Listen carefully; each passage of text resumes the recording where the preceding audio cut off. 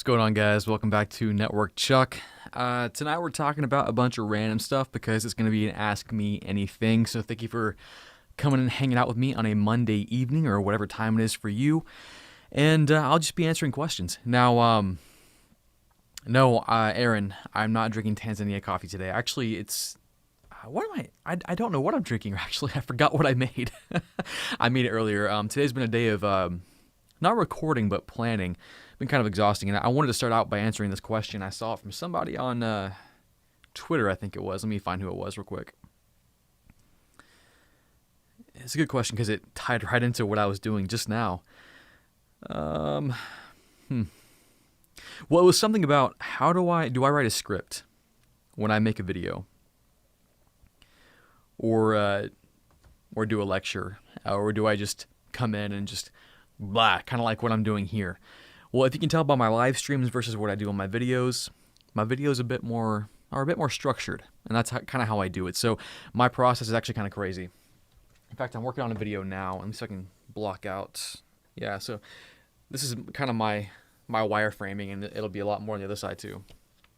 I kind of wireframe my videos, and then what I'll do, and it's kind of it drives my kids crazy because they think I'm talking to myself, which I really am. I will pace around a room, and I will talk through the video. Like I will take everything I'm going to say and just talk through it out. Sometimes it takes me 30 minutes to an hour just to get all the ideas out, to kind of do a dry run and make sure it flows well, because I often, when I forget to do that, I just jump into a video. It becomes kind of disconnected, disjointed. It doesn't make any sense because I'll forget, oh, I need to put this before that, and this, like for example, my Docker video. When I made the Docker video, I was new to Docker, never really played with it until that moment when I was making the video on it, and I did not do that. So when I made the video, I recorded it. I'm like, okay, it felt pretty good. I think it's pretty good. And I went to edit. I edited the entire thing, and I watched it back, and I went, nope, it sucks. Can't do that. So I went back to the drawing board, rewrote my script, and re-recorded, re-edited everything. I do that often. I do that a lot, actually, and it drives me crazy. Let me just check the chat. Anyways, that's what I do now. I do write a script. Not like what you might think. Very loose. I lost my browser. Where'd it go? I've got like 15 browsers open right now, as you might expect if you saw from my other stuff. Oh, real quick, I forgot to mention that. Oh, and do my slurp here. There we go. The video today is sponsored by Path Solutions. If you want to check out them, I highly encourage you to do that. They help you troubleshoot your network. So I don't know about you, but I've been in situations where there is a lingering error or issue in my network. I couldn't find it, right? Like my boss comes to me every day, hey, did that issue come up again? I'm like, no, it's not coming up. I don't know what's going on. It happens every day at 3 or something. I don't know. You ever had that happen as a network engineer or a systems engineer or something? Kind of annoying. I wish I would have had a tool like this. Basically just analyzes your network, does a really quick analyzation. One of the cool things I love about it is the Gremlins tab. And this is what you typically call a weird network issue you can't find. It'll analyze and kind of collect all the data and tell you if you have any weird things going on, weird issues going on. It's fantastic. So I highly encourage you to check them out. It's pathsolutions.com. I'll throw it into the chat real quick because I always forget to put my links in my description. Pathsolutions.com. Go check them out. Anyways, back to our regularly scheduled programming.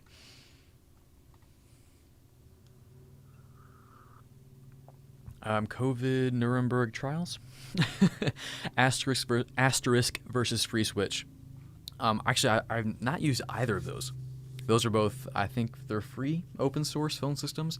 I've not used either, but all phone systems are kind of similar. I am messing with 3CX, which I still have running behind me off a Raspberry Pi, which if you didn't check out that video, go check that out.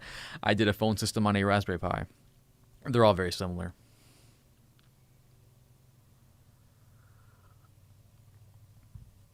Someone asked, how can I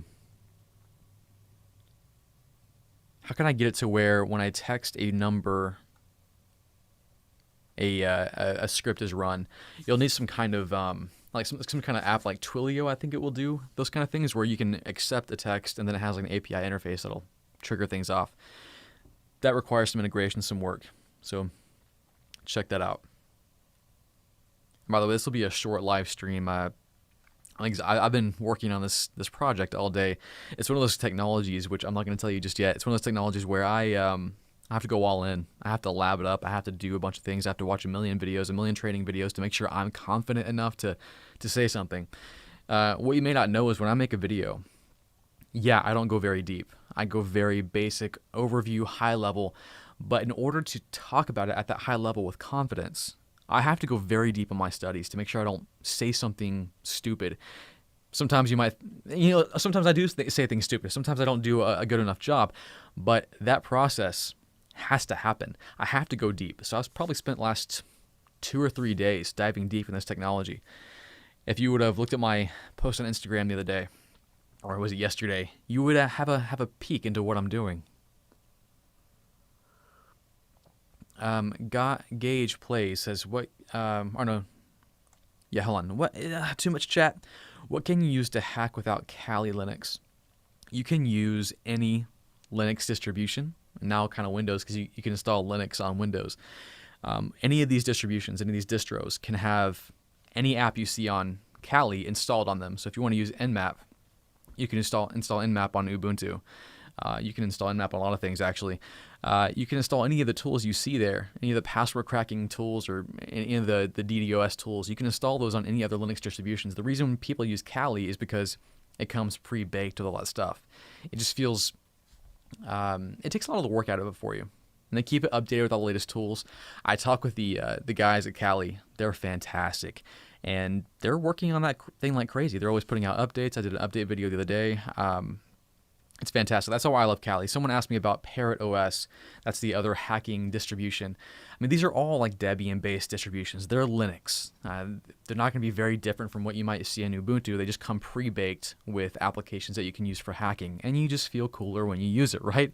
So Parrot OS versus Kali. I've never used Parrot OS, but they're all the same pretty much. They just have apps installed. These apps are not unique to the distribution. Sultan says, do you need to know Python for the CEH version 10? No. You do need to be familiar with scripting. So like, I think Bash probably be pretty important for you, but you don't have to know any one language to be successful with that. I know I was going to get this question eventually. Who was it? Gosh, it goes so fast. Someone asked about SIP provider. So I did my 3CX phone system right. So I've got a phone system running on my Raspberry Pi. It's sitting back there. It's connected. I can't grab it, which is amazing. And I also have a regular phone number that you can call right now. I've been having people ring my phone number. My phone's back here all week. You can call it. But to connect your phone system to the public switched telephone network, the PSTN, it's similar to what you might do for a home internet situation. You have to get a public IP or a public telephone number to be able to reach your internal extensions or your internal IP addresses. How we do that is through, traditionally it used to be PSTN, PRI lines, right? Old stuff. You might have analog lines like we used to in the house. Now more popular, what we'll see more often is through SIP. Session Initiation Protocol, SIP trunks. And basically what that is, it's called a SIP trunk. It sounds really fancy. All it is just you're connecting and registering with a remote server. And they're going to send calls to you and vice versa. So if you place a call, it's going to go to that SIP trunk, to that phone service provider, and then get on the public switch telephone network and place a call, vice versa. The one I used for my stuff is called sip.us, and it's pretty simple to set up. And 3CX, all it involves is just going to their SIP trunk section and putting in the username and password. They got walkthroughs through that. So I know I didn't cover a lot of stuff on that, just because it would have been a really long video, but the walkthroughs are pretty good. So you should be pretty well off. I got a super chat in there. I better go find it. I wish I would have had my stuff up beforehand so I could have this ready, but you know me, guys. I'm like last minute. And sorry I missed last week. Last week I was getting a 12-passenger van for my new growing family. If you don't know, I'm expecting my 5th kid. And the minivan just wouldn't cut it. So I got a 16-passenger van. Oh, not 16, 12-passenger van, which I have to say is kind of awesome. I feel insane driving it. It's a Nissan NV, by the way, if you're wondering. All right, from Keep It Techie. Chuck, thank you for the super chat, Keep It Techie. He says, Chuck is 100% correct. You can install all utilities on any distro. Kali just bundles it into one distro. Yeah, and Kali, again, is the team there is great. They're always updating their stuff. So if you update Kali, you get all your stuff updated with it as well. Got another super chat from Pavel? Pavel? Yeah, I think it's Pavel. Let me send that up there real quick.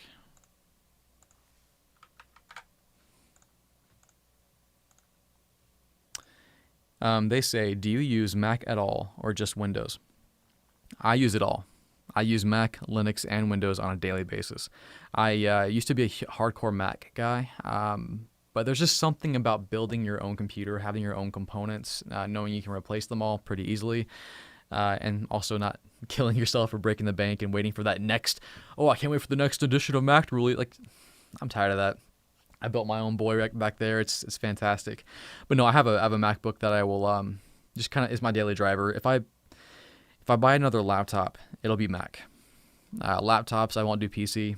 I just there's that feel, the feel of the trackpad and everything. I have not found a similar option in PC. So Mac for laptop, but for desktop, man, PC all the way. And of course, I got Linux running everywhere. I've got Linux servers I remote into. I've got Linux running. I think I've got Linux running in VMware right now on my computer. I've got Linux. It's everywhere. I have so many things running everywhere. I can't even keep track. Thank you, Pavel, for the super chat. I think I had another one coming there real quick. I'll try to get to all the questions I can, guys. It's just you guys are everywhere. Got another one from Sean. Thank you, Sean, for the super chat. Let me send that in there. Oh, I didn't find it. There it is. It says, hey, Chuck, love your show. Do you know of any resources to help the homeless learn pen testing? Can you perhaps do an episode on BT deauthorization? Oh, Bluetooth deauthorization is what I'm thinking. I will be getting more into wireless hacking as I'm actually going to be doing, well, I don't want to tell you that yet. No, I'm going to keep that a secret. But I will be doing some wireless and Bluetooth stuff coming down the pipe. As far as homeless learning pen testing, and to learn pen testing, you have to have a computer. You have to have internet. So that would be the first hurdle. I don't know if homeless shelters have these things. I mean, libraries have these things, but I would hope that the admins at the library will keep people from installing applications they shouldn't and accessing places they shouldn't. So as far as a homeless person learning pen testing, that's rough. I know that I don't know what the resources are like, so I know it's rough. But you can find fairly cheap laptops, and then you can learn a lot of things online for free. I mean, that's part of my mission, right? Like, I'm trying to make as many things freely available on my YouTube channel and anywhere else, or at a lower cost. Because I know I used to work for one of the big training providers, charging you $60 a month just so you could study for your CCNA. Like, that's I can't get behind that anymore.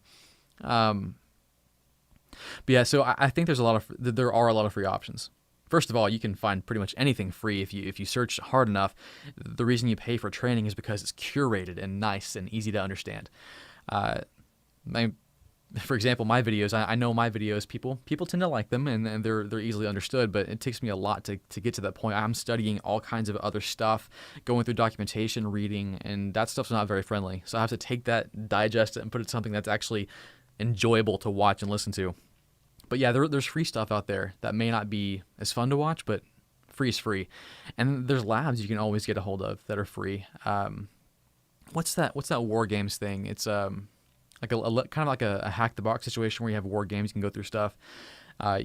Cloud providers have those free trials, those free tiers you can get involved with, and you can do all kinds of crazy stuff. Azure, AWS, Google Cloud, nothing stopping you from getting free accounts on all three of those.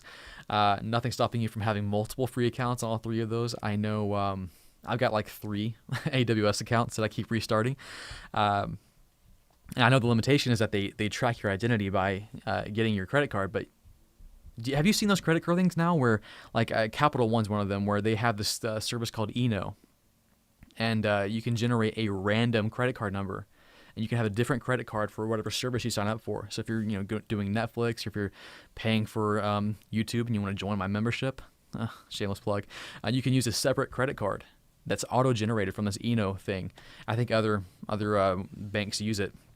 So yeah, AWS, I just generate a new thing every time. It's really cool. But yeah, so that's what I would say. Like, anybody can learn anything for free. I think the big hang up for someone who's homeless is going to be having a laptop. And I don't know of a lot of places that'll have a laptop that they can mess with and possibly break. So unless, however, they're able to get to a laptop that they can access a web portal and access cloud providers like Azure, AWS, and you can get a machine that you can remote into, and you can break that one. So it's a tough situation, I know. But that's the minimum barrier to entry.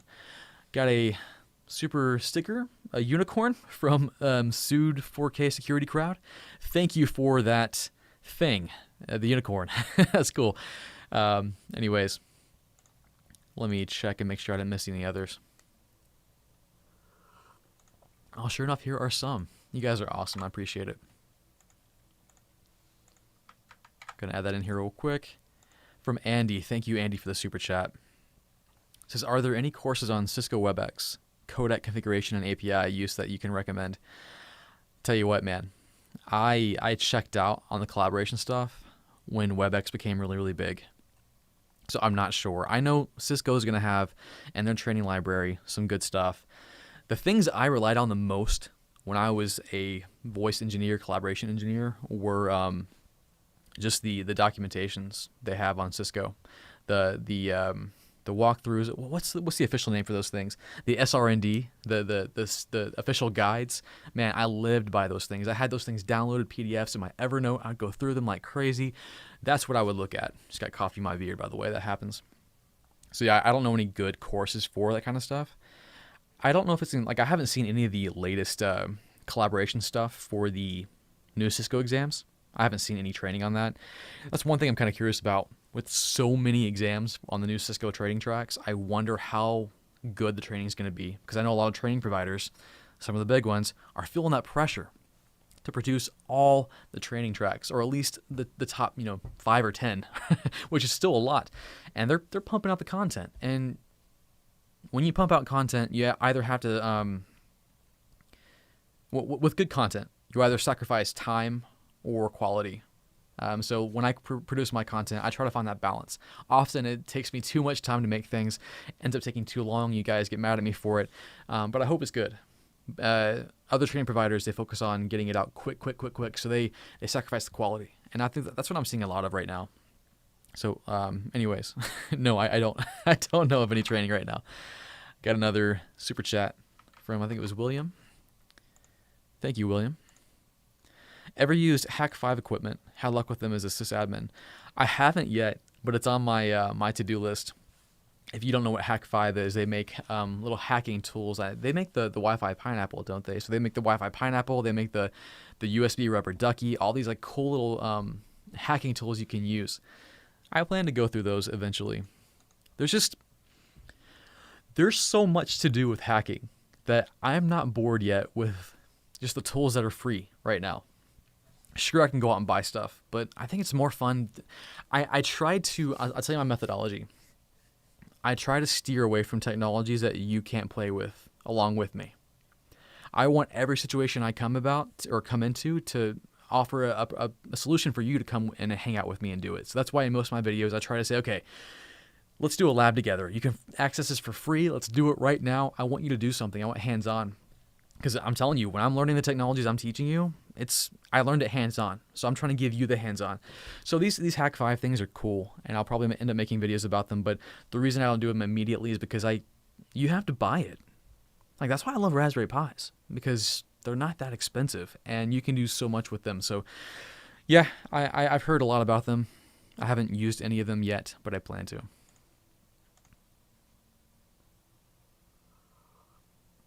And you guys are killing it with super chats. You guys are awesome. Anyways, I'm going to pull in some right now.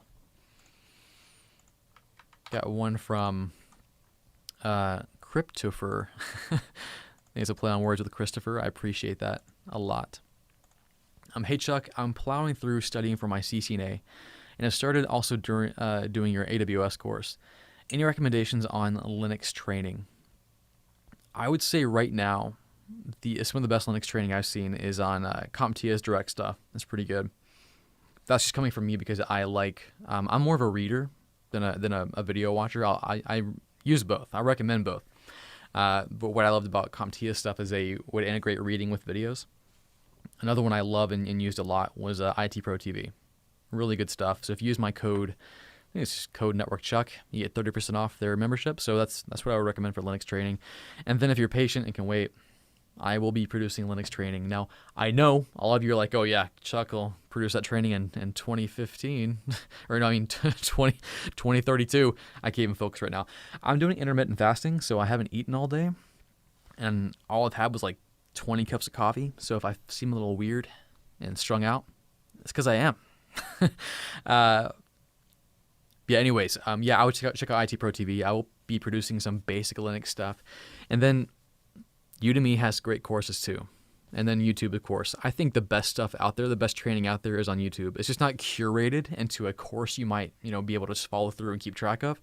But man, the best content in the world is on YouTube.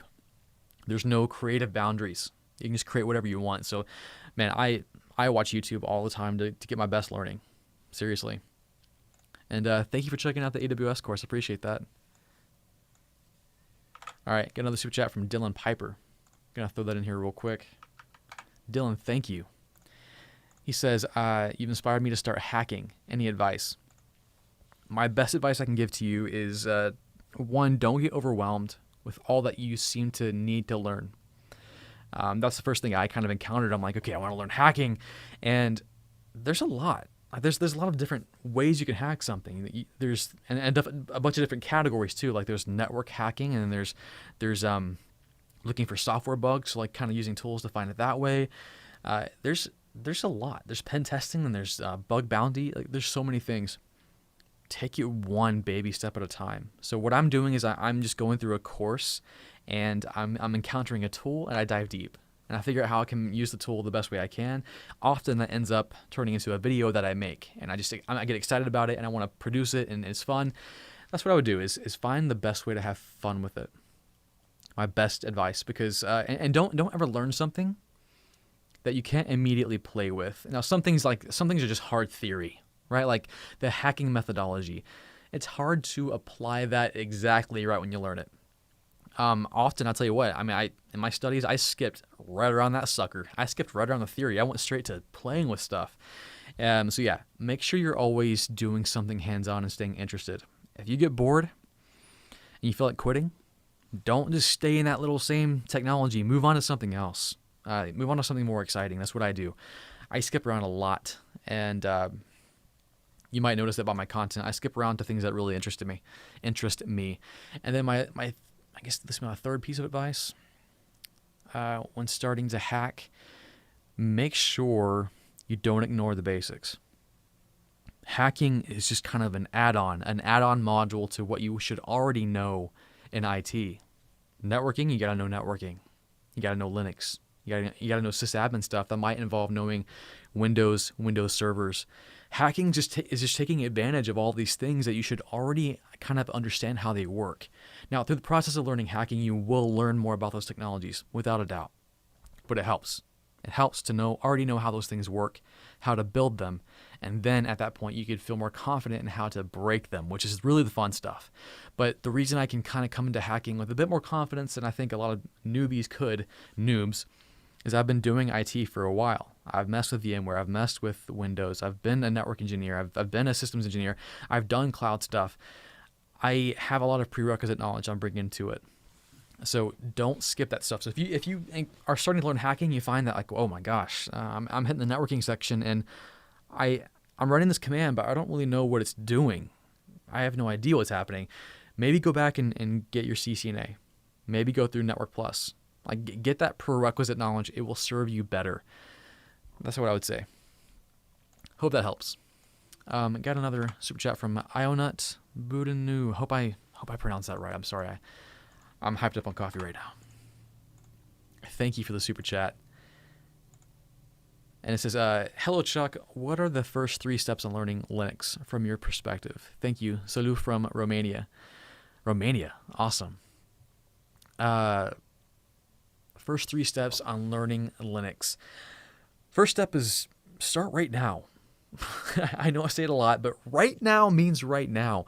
So as I'm talking to you on this video, go Google Ubuntu, download that sucker, and get it going. If you're on Windows, do WSL2. I mean, Linux is wonderful because it's everywhere and it's free. That's the best thing about it.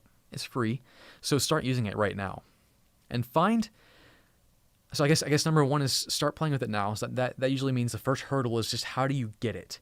That could mean that you're running VirtualBox on your PC. That can mean that you're accessing it via cloud, which I recommend. It's awesome. You get to learn 2 things at once: how to build a virtual machine in the cloud, and then Linux, or WSL2, which allows you to run Linux on Windows 10 like an app, which is crazy. So yeah, get that going. The second step, I love that you're giving me steps because it gives me like kind of a framework to talk about it. The second step I would say is find a project to do. Most of my Linux learning, even before I officially got my Linux Plus, was just through doing random projects. One of my first projects I did in learning Linux was an OpenVPN server. So I was learning French. It was always a dream of mine to go to France, and I did it.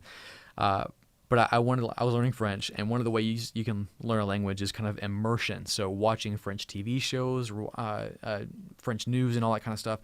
But it's kind of behind a wall. You can't just access a French website and watch the news. You have to be behind a French IP address. That's one of the hurdles. So I'm like, okay, what's a project I can do in IT to give myself access to French TV shows and stuff?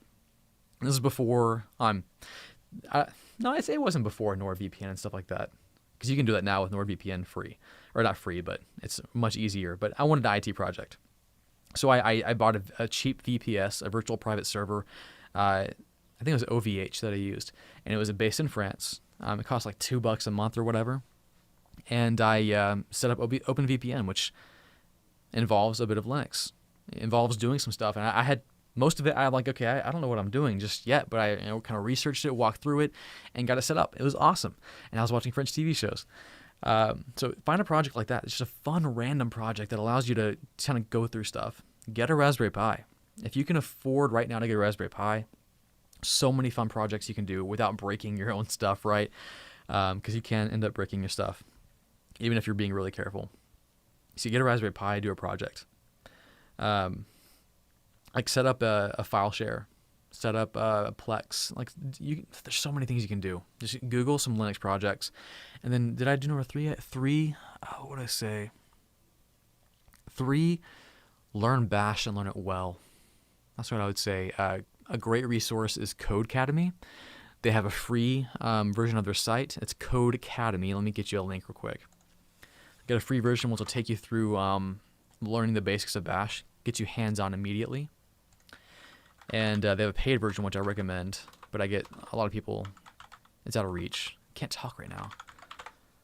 Or I can't type right now. Talking seems to be impaired as well. Codecademy, I can't recommend it enough. They're freaking fantastic. But they have a great hands-on Bash course. I just pasted it in the chat just now. So that's what I'd say, 3 things. I forgot what they were, but you can go back and watch this later. Thank you for the super chat. Let me check and make sure there's nothing else here. And there is. You guys are awesome. I'm going to try and start at the beginning here. Oh, man, you guys are going to keep me here all night. Guys, you have to be nice to my wife. I can't be in here all night. All right, here we go. Thank you, Fixit.Doug. I like the name. I have the CompTIA trifecta and CCNA. I haven't had a help desk job, but I've been in ISP tech for 3 years. Should I apply for a network engineer or help desk? Yes. I would try both. I think you're in a position now where you've been in ISP tech to where you could probably apply.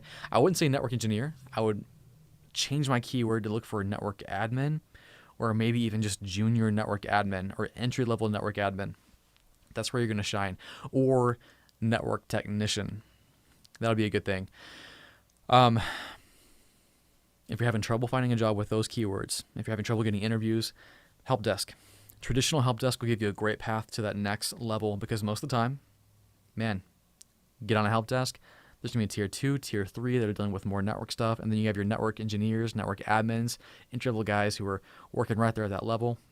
You get access to those people. You need to learn from them.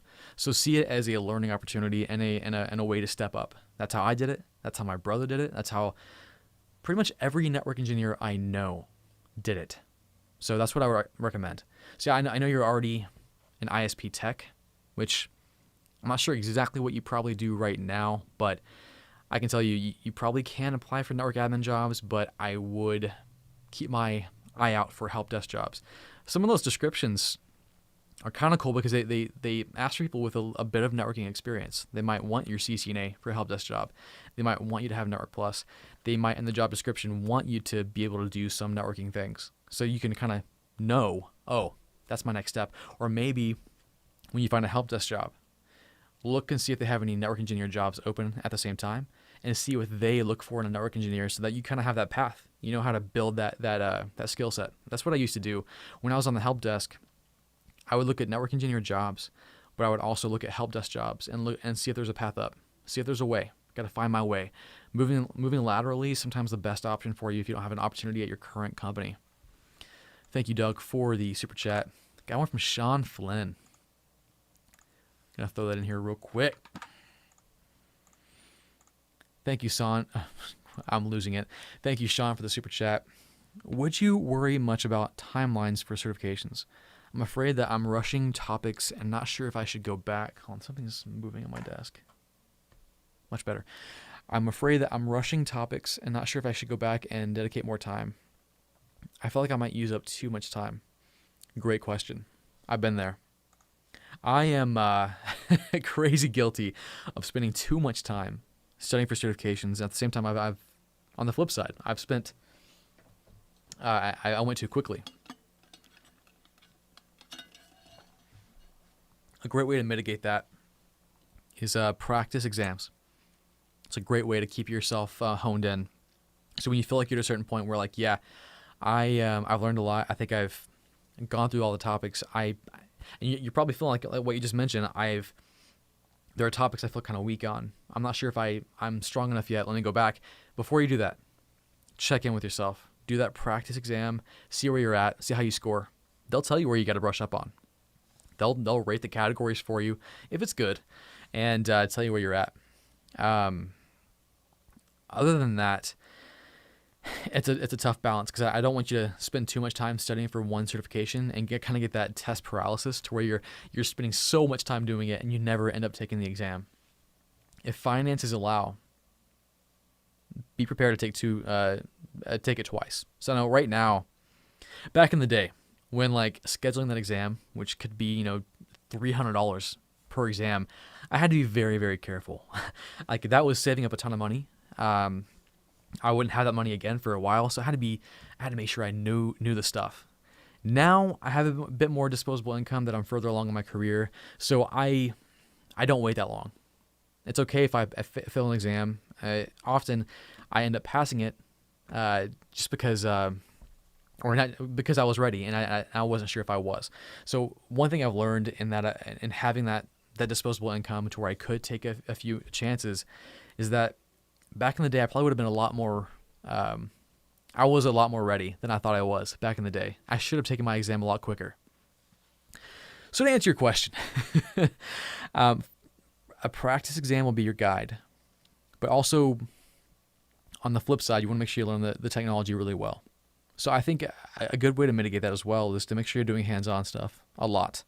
Get that confidence of build up that confidence by doing hands-on, doing a lot of labs surrounding those technologies. Make sure you can do what you're learning.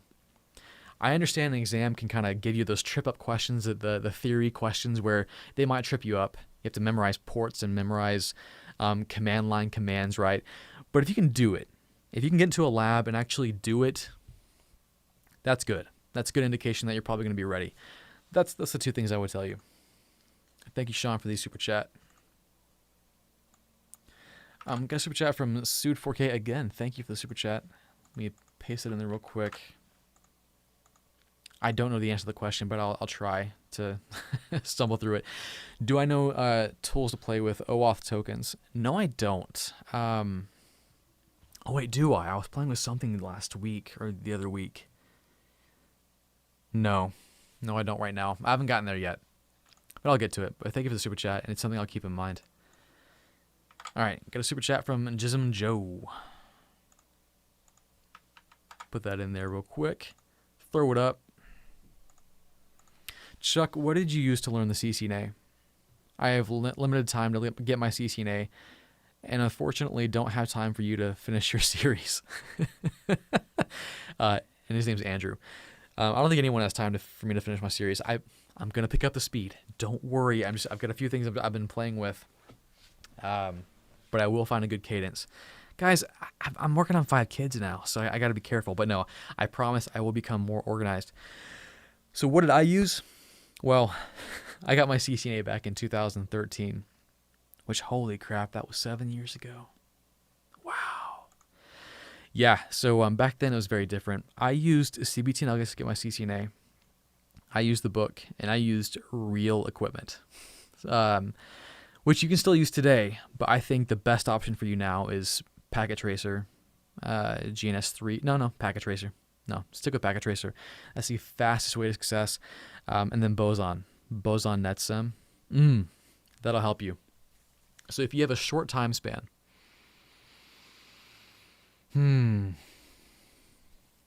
so I see where you're coming from. Some courses, this is where it's frustrating, right? Because you want to get a course that will give you everything you need, but not too much. The new CCNA, it goes wide. It's very, very wide and not so deep on a lot of things. You can find a course that goes, gosh, I've seen like 80-hour courses for CCNA. I think that's too long, too much. I would just get those exam topics printed out. I mean, not printed, like in a PDF somewhere where you can mark it up and go through those, go deep into those topics. Get the book. So get Wendell Odom's book. That's what I recommend, or Todd Lamley's. I think I prefer Wendell Odom's. So he's got a 2-volume series. Go through the book, get involved, go deep, but get your timeline going. Get a study plan. So what I normally do when I know, oftentimes it's not that I have a tight timeline, but it's that I want to get off my butt and get to work and actually get it done. And so I'll take the exam topics and I'll kind of look at the chapters in the book, see how long the chapters are, and kind of determine how long it's going to take me to do it. So I might devote a 2 chapters a week, 3 chapters a week, depending on how much time I have, and just kind of parcel it out that way. So that's what I would do, is just figure out a tight timeline to cover every topic. Give yourself time to study the topics in theory, then lab, and then that review time. Practice exams, and then utilizing some of the tools I recommend in my other videos, like using Anki, a spaced repetition system. So when you get a tight timeline, you want to be as efficient as you can with your study time. And using a spaced repetition system will make the best use of your time. You're not going to be looking at the same fact over and over and over, trying to memorize it. No, it's going to give it to you. You either know it or you don't. When you know it, it'll give it to you again in 3 days, 5 days, 6 days, 7 days, 2 weeks. And it optimizes your long-term memory. But yeah, so find a good course on Udemy. I think,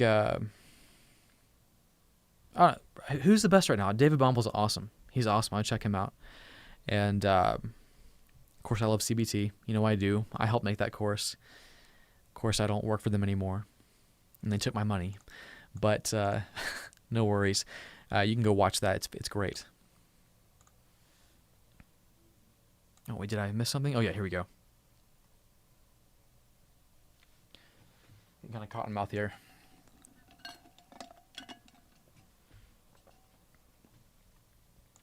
Sean Bro, thank you for the super chat. I'll throw that in here real quick. Can you teach us Windows 10 users a hack live? I'm guessing you're wanting me to show you how to hack Windows 10 live. I don't like doing teaching live. Like this live stream stuff is more for just hanging out. This interaction with you guys, I love it. But when I'm teaching, I like to have it kind of curated a bit. make it faster. Live teaching, there's always, first of all, I'm scared to death of saying something stupid, because I do. I'm scared to death of things going wrong. They do. Every single video I make, there's always something that goes wrong, which is why I love the pre-recorded editing options. It's all real, but there are times when things don't work, and I have to go back to the drawing board and figure it out. So I don't do live training. So no, I'm not going to do live training, but I will eventually get to the point where I'm going to do some Windows hacking, because Windows be insecure sometimes. Thank you for the super chat. Got one from Jacob here. Where'd it go? Thank you, Jacob. Always good to see you. Trying to break from help desk and go network or cloud. Got a bachelor's, CCNA, and 3 years of experience. Should I get more certs? What's your advice? So 3 years on the help desk.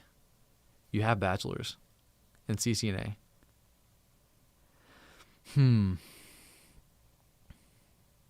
So that's tough, because what are you having trouble getting off the help desk now?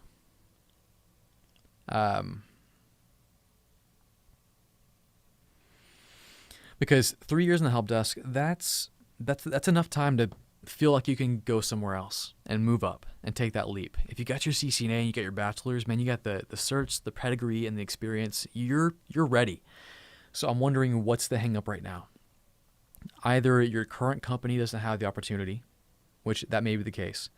If they do, man, have that conversation with your boss. Be transparent. Like, this is not a time to play games. This is your career, your life. Sit down with your manager and say, hey, I'm going to move up. It's going to be here, or it's going to be somewhere else. Can we figure out a way, a path, a plan for me to move up in this company? If not, or I wouldn't give them an ultimatum, because they might fire you, but just say, I express interest, and like, be serious. Like, hey, I'm looking to move up. I'm looking. I'm ready. So identify that. And if your manager worked with you and gives you a plan, I'm telling you, like, if I had someone like you say that to me when I was managing, I wasn't managing a help desk, but I was on the network engineer team. I was working with my help desk manager a lot. If I had someone like that was hungry, man, I would take them under my wing, bring them on. Let's do this. But if your current company does not offer that situation, the opportunity, then I would start looking. Don't be afraid to make a lateral move. If that lateral move will promise promotion. At the same time, and it's kind of the same advice I gave the guy earlier, start looking for those network admin, network technician roles to move yourself up. And your main question was, do I keep looking, or should I work on certs? Where you're at now with 3 years experience, but it's only on the help desk, I wouldn't focus too much on certs. Now, you're looking to get in the cloud, so it wouldn't hurt to get a cloud certification right now. So either the AWS associate, architect associate, whatever, Azure administrator, either of those two would be really good to get right now. But I would really focus most of my time on networking, getting that next job. That's what I would do. Really, really work that out. If you're having a hard time finding a job, become creative. Start creating a blog, make a YouTube channel, network with people online, get active on Twitter, like, go crazy. Like that. That's what I would do. Go crazy with that. There's so much power in the way we can use social media now, LinkedIn and everything. You've got the stuff. CCNA and help desk and 3 years and bachelor's, you're ready. You're ready. So it's just a matter of marketing yourself. I think that's probably the main differentiator. I don't know where you are in the world, where you are in the country. That might be the other thing that's keeping you, kind of holding you back a little bit. Maybe not a lot of opportunity where you are, but I think marketing is probably the biggest thing. Work on that. Keep it techie. Thank you for the super chat. Throw it up real quick. Do I have plans to interview others in tech? Yes. I am working on that. It's going to come up soon. I know I've done a few interviews so far. Actually, who do you want me to interview, guys? Anybody you have in mind? I think it'd be pretty fun. Let me know. All right, got a super chat from Zinad. But yeah, on these, I made the Monday live stream, keeping in mind that I want to interview people to kind of bring in other perspectives up beyond from just me talking to the camera, right? It is hard to do interviews over the online over the phone, but I'll get more out there. Don't worry.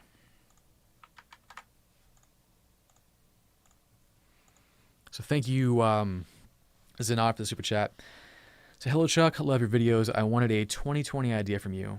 I'm now starting EE, but I want to go cybersecurity. What certifications is it best to start with as a network engineer or sysadmin? What do you think? So I'm trying to understand your question. So you're saying what certifications is it best to start as a network engineer or a sysadmin? So I guess you're not picky. You can go either or.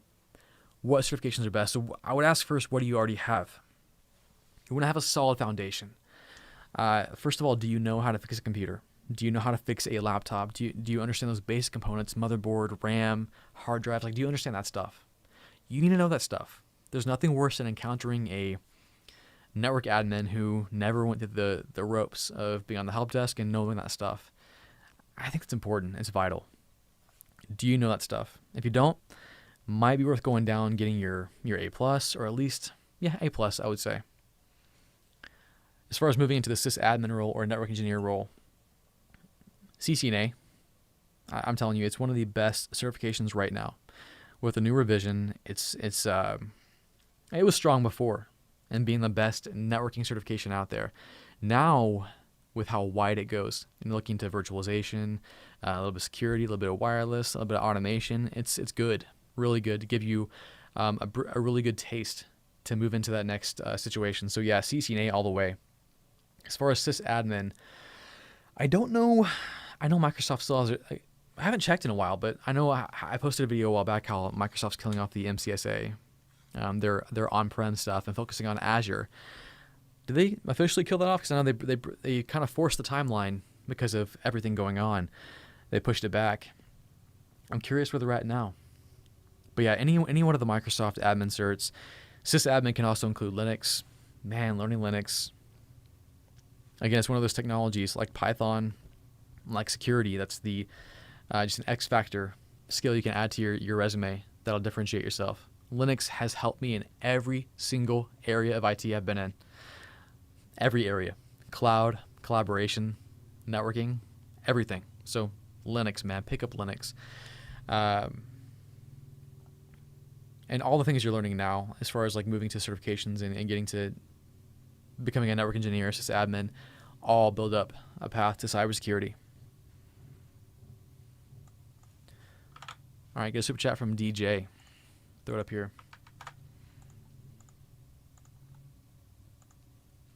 Thanks, DJ. He says, hey, Chuck, you do so much for us, and I just want to say thanks. Keep digging, my friend, and do what feels right with this channel. God bless. I appreciate that. Thank you. It's awesome. It's a privilege and a blessing to be able to do what I do. I remember thinking a while back, I wish, and this is back when I had a full-time job, not just at CBT Nuggets, but before, I would think, I wish I could just make stuff on YouTube and put it out there for free and make a living off that. So it's cool to be able to do that now. It's a huge blessing. God's blessing me every step of the way. I would not be here without God. Trust me with that. So I appreciate the well wishes. Everything I do emanates from that. So I appreciate that. Yona 10, it's good to see you. Throw it up here. I think I threw it up there. Oh no, I didn't throw it up there. Let me try again. Send. There it goes. Thank you, Yonatan, for the super chat. He says, taking tests next month. Still not feeling ready. Should I still take and see where I stand or reschedule again? Thanks. So rescheduling again. I've been in that loop, man. To where I'm like, okay, I'm coming up on the date. 48 hours, I'm going to reschedule. That's that whole thing with paralysis and feeling like you're not quite ready. You can always study more. You can always learn it better. You can always do that. But nothing worse than being stuck studying for the exam forever. You got a month. or you're taking it next month, so I guess 4 weeks or less. If money allows, I would just go for it. Go for it. Like, I'll be honest, like the Linux Plus, I didn't feel ready for it. Didn't feel ready for it at all. I thought it was a tough exam, but I thought it was going to be a lot harder for me than it was. I'm glad I just went ahead and took it. Same for the DevNet Associate. I passed that. I didn't think I was ready for that, but I'm like, you know what? I'm just going to go for it. I've been studying and working with this stuff for a little bit. I'm not confident, but I'm going to go for it. So if money allows, go for it. If money's tight, you gotta judge it yourself. I can't tell you a definitive answer. Use practice exams as your guide. Find the best ones you can find. So if you're talking about networking, BOSON's the best thing out there in the world. Tell them I sent you. They will give you a good indicator of where you're at. And but sometimes you just have to take that risk. You have to. There's nothing worse than staying on one exam for too long, because once you get past that, man, you feel great. You feel awesome. You can move on to the next stuff. It's addicting. That feeling, there's nothing better than passing that exam than clicking on finish, submit, exit, or whatever the thing says, and it comes up and says congratulations. Oh, isn't cloud nine? Like it's the best. So definitely, you should think hard and long about it. But if finances allow, if you can afford to reschedule or do it again, I would just go for it. Go for it. You don't have to feel 100%, but you want to be slightly confident. You're just a little bit confident. But please don't wait too long. But yeah, I've been there, my friend. Been there a lot. Super chat from William.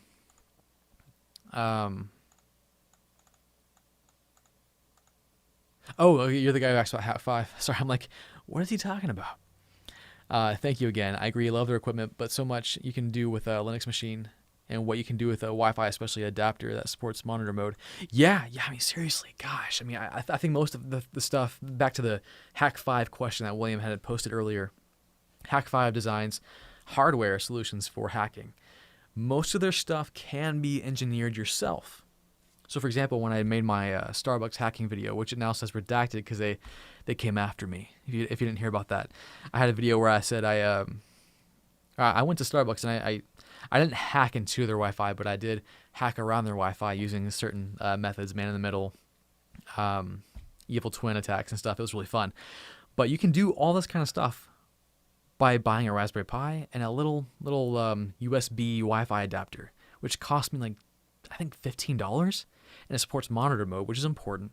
But you can build really fun hacking rigs on the cheap, and it's so fun. Like, that's why I love hacking, because it's so hands-on and real world, and it's just cool. It's cool. Anyway, William, I appreciate the super chat. All right, did I throw it up there? Here we go. Super chat from Zach.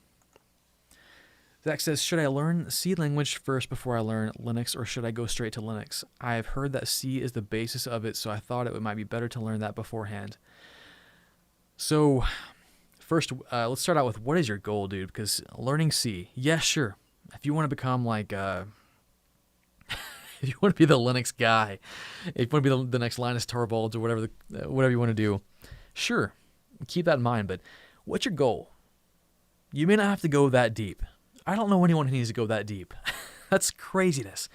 You can become really great at Linux without knowing what it was written in. So what's your goal? Do you want to become a Linux admin? Well, then going straight into Linux and learning Linux is more than enough. Do you want to become a programmer?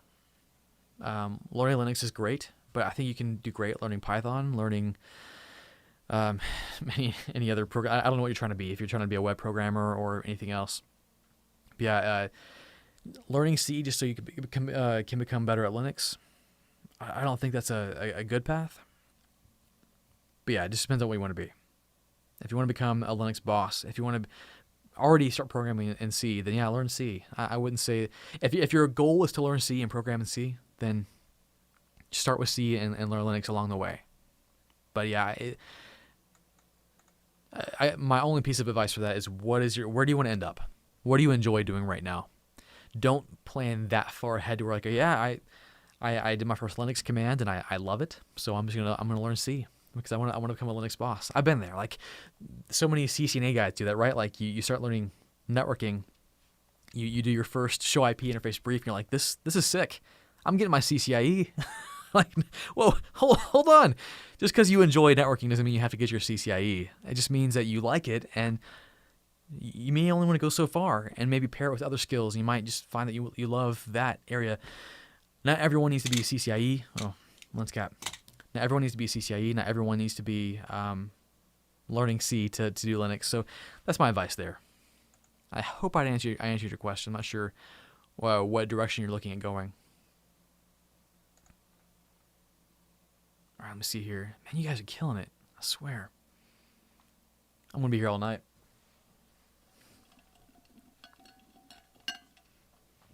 All right. Super chat from Chisky Breaky. Throw it up here real quick.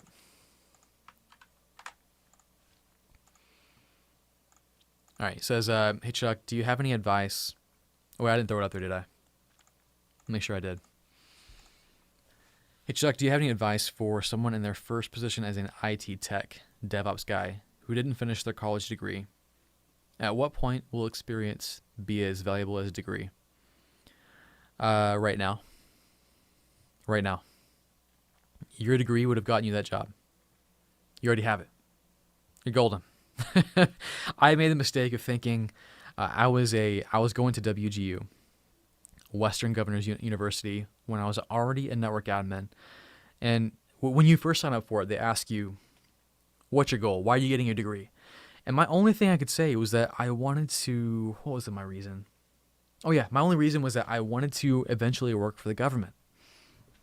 I had grand ideas of like working for the president or something, doing something important, which is cool. Like I still wish I could have done that, but that was my only reason. Something just shut off. I already had the job that a degree would have gotten me. A degree would have just satisfied that check mark, that HR satisfactory thing to get me through those scans. So first of all, figure out your goal. What is your goal? What do you want to be? If your goal is to be a DevOps engineer, you're already doing it. You're already doing it. I think the X factor will be stepping into learning more about what you're doing now. Dive deep, double down on your current job. Dive deep, like make your job your school. Make your job your degree. Make that it. Your experience right now, you're building that degree. You're oh my gosh, experience is so much better than a degree. Goodness. So yeah, you're already there. So yeah, I would say your experience is already more important than your degree. Now, as far as like, I know what you're asking, as far as moving to that next company and it holding as much weight, I think probably 2 years of experience doing one particular job will be more valuable than a 4-year degree. Maybe even 1 year. But right now, what you're doing at that current job, having that job, golden. So I can't tell you, I'll never tell you not to do a degree, not to finish that degree, because it might be in your best interest to do it. But what I will say is that degrees are designed to get you a job. And if there's any way to get that job without a degree, do it. And if you already have that job, you're done. You're not done with accelerating, but you're done with that degree. That's what I would say. Degree is last resort.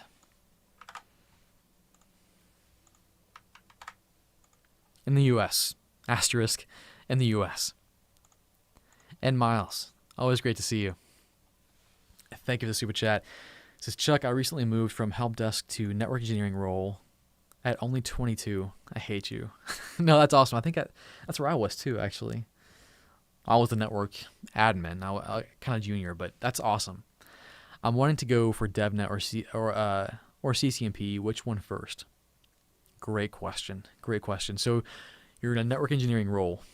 You just moved into it.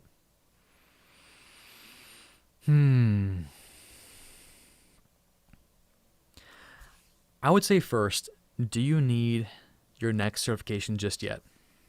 I know when I first moved into my network engineering role, my first idea was like, okay, dude, I've got my CCNA. I need to get that CCNP. I got to level up. I got to do this. But what I ended up doing, and I'm happy I did, is I ended up forgetting my certification for a moment. And kind of just what I told Chickly Breaky, double down on that job. Your job is what you want to focus on now. Become really great. Become known. Become awesome. Add projects to that resume. Figure out how to make it great. So that might mean going down the path of becoming more DevNet focused. And what do I mean by that? Well, in your current role, I don't know what your company has, what they have you doing, what you have access to. I'm hoping that it's like kind of a medium to large business where you have access to a lot of stuff, where sky's the limit. Whatever you want to work on, they'll let you work on. Whatever you're hungry for, they'll give it to you. If it's not, no worries. You still have opportunity, but I would just try to make myself known, double down on that, and learn the network like the back of your hand. Be the go-to guy. Be the go-to person for stuff. Become awesome there. That's what I would do. Then once you become awesome, it might take a bit, because some networks are crazy complex, and they don't just have what you learn in your CCNA. They're going to have firewalls. They're going to have F5 load balancers. They're going to have Palo Alto stuff. They're going to have everything that you didn't anticipate you have to learn. And it's fun. It's great. It's exciting, but it's scary. But once you get to that point, I would focus on maybe learning a bit of automation to make it even better. And that's where DevNet comes in.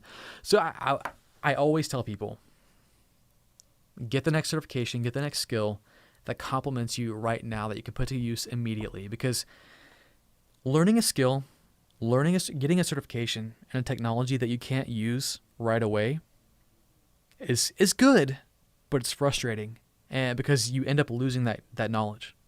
Like, right? Like if you let's say you were to get your DevNet associate, or you were to get your CCNP, and there were things you learned in those technology tracks that aren't applicable to your current job, guess what happens? It atrophies. You lose it. You don't remember it. It's gone. So, man, build on skills that you can use immediately. So I know for me, like moving up and studying CCNP collaboration stuff was immediately applicable to what I was doing in my job as a voice engineer. Automation would have come into handy if stuff were out when I was doing it, but it's just a judgment call. But right now, I'd say if you aren't already like in it deep, you know it well, focus on that job. And when you're getting to, because most of the time certifications are great when you're looking to make a move, or either up or out.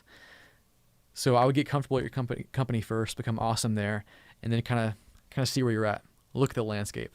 But your experience in what you do there and making a name for yourself and the projects and the things you do are way more important than that certification you get in your free time. What you're going to do and the projects you complete is so much more valuable right now. All right, got a super chat from, I think it's Kira. Thank you, Kira. Love your videos. Always wanted to get into networking, and I'm interested in cloud. Question, I am a trans woman. Is this industry going to be rough for me? I don't think so. And that it's going to vary based on each company, because you know what? Companies have policies. People are different. That's just how it is. It's going to be that manager who's there. It's going to be who's in charge. It's going to be the people you work with. So I can't promise anything. People are different. I can tell you that companies I worked at, it didn't matter. It didn't matter. We'd hire whoever as long as they were great and good at what they did. That's all that mattered, right? But I think with anything that's kind of polarizing, it's going to be rough in some situations. But it's getting better. That's what I can say. So it's one of those things where you just have to double down and just be known for what you do and be known for what you know, and double down on that. And don't let anything else be an issue. Don't let it be any kind of factor for you. Be so good that it doesn't matter. That's what I would say. But I think in most companies, most HR policies will be fantastic for you. I think most people are awesome. So go in thinking that. Go in assuming the best. And be prepared. You want to be prepared for the rough stuff. But yeah, my 2 cents is just to be optimistic, be positive, work hard, and expect the best in people. That's what I would say. Because you can't change it otherwise, right? You just have to be positive. You just have to expect the best. That's what I would say.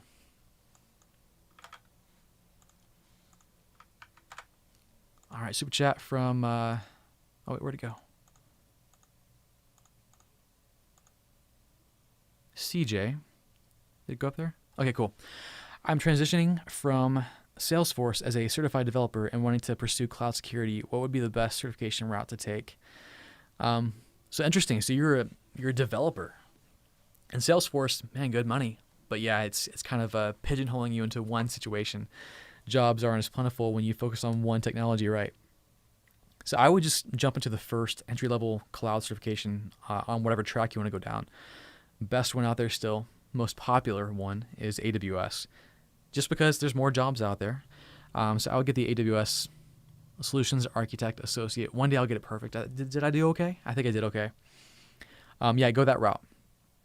It'll give you the base knowledge of AWS and what it is like, and all the services you can use. Beyond that, they have specific tracks you can go down, more sysops, more developer focused tracks you can go down in AWS. But yeah, you want to get your feet wet. You want to get a feel for how AWS is, and then go from there. So get that associate level. I would skip the entry level because it sounds like you are already pretty well versed in IT. Tyler Whitland, thank you for the super chat, but you didn't post anything or questions or anything, so I appreciate you, but I didn't see anything, so but you're awesome. I appreciate it. All right, super chat from Riksha. I appreciate it. Thank you so much. Is your CCNA series video, or is my I can't even talk right now. I haven't eaten today, so I'm just going with that. But I tell you, fasting is awesome because I fast most days because it gives me just so much clarity when I'm studying or producing videos. But normally around this time, I start to fade. So I might find a second wind here. Anyway, sorry, Riksha.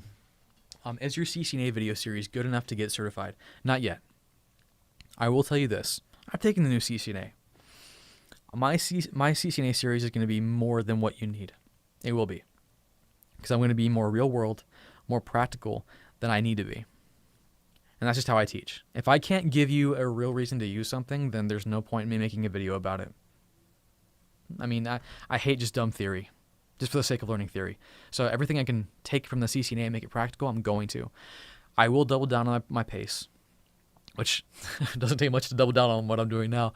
But I will have an awesome pace coming up soon, and yeah, it's gonna help you. Now I can never say that one series in and of itself is the end all be all for certification. Use multiple sources. So that's why I love what me and David Bombal are doing with This Is IT. If you don't know what that is, David Bombal David Bombal is another YouTuber who has one of the best CCNA courses out there. Makes fantastic YouTube content. We join forces. We have a similar heart mission to produce training that's either free or very cheap for people. Not sacrificing quality. When I say cheap, I mean price only. Quality is going to be top notch. We're making the best stuff we can, and I hope it's really great for you. But we're combining forces, and he already has an entire CCNA course on This Is IT. So if you sign up for This Is IT, either by joining my YouTube membership here, there's a join button somewhere over here, and you sign up for the NetworkChuck Army or the Beast Mode options, I think, you'll get access, or just go to thisisit.io. You'll get access either by signing up through the 10x Engineer option or the other one. I forgot what it's called. But you get access to our entire library. So whatever I make is going to be there. Whatever David makes is going to be there. And it's just a way to support us, but you get access to all our stuff. And or you can just buy his course for $10. But yeah, always use multiple sources. Always use multiple modes of learning. So lab, get a book, just get multiple resources. Zach Frazier, thank you for the super chat. Throw it up here real quick. Says, hey, I have a college course where I can pick a certificate to focus on. I am torn between picking the Network Plus or Cisco routing and switching. So if your college course, I'm assuming, is going to pay for whatever you're doing, CCNA, all the way. Now, you're saying Cisco routing and switching. Colleges are always way behind. That might be just them saying the new CCNA, because that's the only thing you can take right now. yeah, if your college is going to be sponsoring this endeavor, dude, CCNA, go for that. It's Network Plus on steroids a bit. More hands-on, more real world, more what you're going to see. So yeah, without a doubt.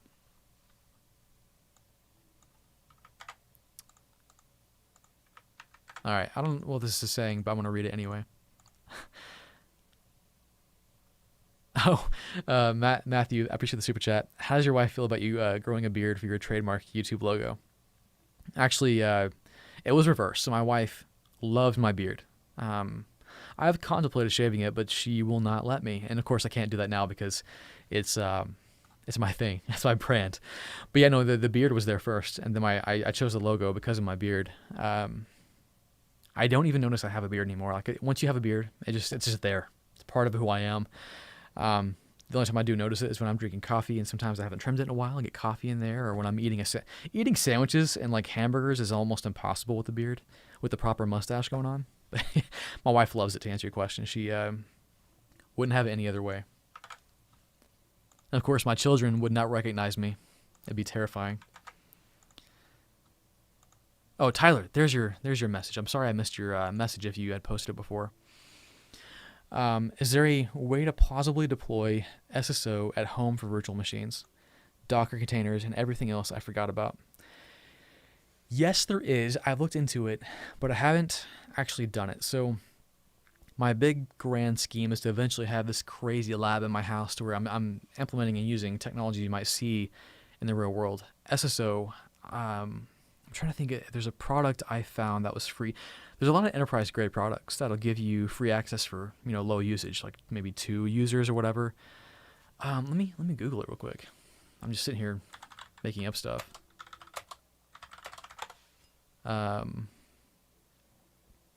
Oh, the Open Lab Stack. That's one of them. Okta. Do they have free? I think Okta might have free. That's not bad. So you can use Okta for $2 per user per month. So that's not horrible if it's just you. But I'm sure a lot of these big vendors who offer 2-factor SSO and stuff like that. Duo, which was bought by Cisco recently. Oh yeah, Duo. You can get Duo for free for 10 users.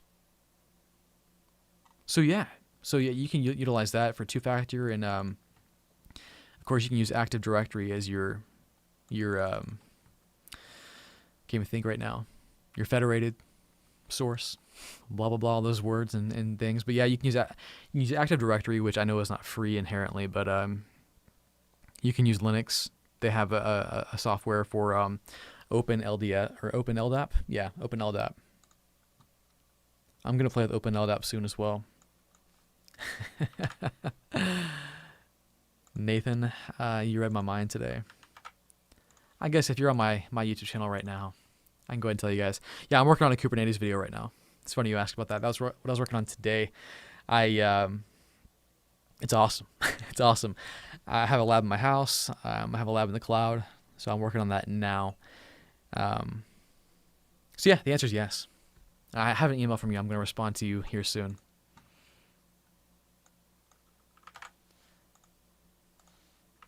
But yeah, good guess. If you saw my tabs in my post, 20 of those tabs were Kubernetes. Thank you, Dizzy, for the super chat. Collab with John Hammond. Hackable and network by you. That could be fun. John, I've seen John Hammond around. I need to reach out to him. Good idea. There's a lot of hackers out there. I want to get on the channel. It's just a matter of timing. Nathan, another super chat from you. I appreciate it. SpaceX uses Linux to run their rockets. I think I knew that, and that's awesome. See, there you go. Learn Linux right now because SpaceX. Do you guys watch that show on Netflix called Away? Makes me excited about space again. I love it. It's fantastic. You should go watch it. William, is MPLS dead? Almost. No, it's not dead. Although I did make a video with Keith Barker and Jason Gooley where the title was, is MPLS dead? And, if anybody's going to know about it, Jason Gooley and Keith Barker would know about it. It's not dead, but it's a fading technology because technology like SD-WAN or software-defined WAN are making it not obsolete, but less cost-effective. If MPLS can bring down the prices, it's still a win, but SD-WAN is too cool. SD-WAN takes our existing internet connections that you can just get, broadband, whatever. Just get it going. Cable modems, fiber, whatever you can get wherever you are. SD-WAN can turn that into an MPLS-like situation. It's not perfect. It's not always going to be as reliable as MPLS, but hey, we're getting there. Like SD-WAN's crazy in what it can do. So I would say it's getting there.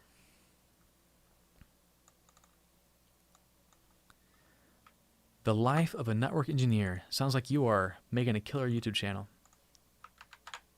Let me throw you up real quick. Thank you for the super chat. He says, hey Chuck, studying for the CCNP score, which is the security core exam on the new CCNP tracks. Is GNS3 viral? Good to get hands-on training for it. I don't see a lot of training material for the score exam. Again, that's the problem with all these new tracks they're doing is they released all of them, and it takes a lot of time to create great training, and it's going to be hard. Now, to answer your question about GNS3 or viral, I would say, I'm telling you right now, with what Cisco is doing with CML2, Cisco Modeling Labs 2, which used to be viral, but they changed it for, well, obvious reasons. I think it was stupid. I think they should have kept the name viral. I mean, Corona didn't change their name. They're fine, I think. They're okay, right? I saw them in the store the other day. So I think they're okay. They should have kept viral. That's a cool name. But CML2 is, you pay $200 for a year, and you get all the legit Cisco licenses. Their product is amazing now. It's coming a long way. It's really great. So I would say at this point, CML2 is the way to go. If you're studying for advanced Cisco certifications, if you get anywhere at NP level, CML2. And as far as getting hands-on training, as far as training material for score, I don't know any good things just yet. I think IT Pro TV has something. Let me see. I should know, right? They do sponsor me. So if you want to help the channel out, go check out IT Pro TV and tell them I sent you. Oh, I thought they did. Oh, no, they do. They do. They have it. Yeah. So I think IT Pro TV has score. Check it out. Tell them I sent you. I haven't watched it, but I would assume it's good. Aaron Dundee, thank you for the super chat. Let me see if you posted anything, because I don't see anything in the post.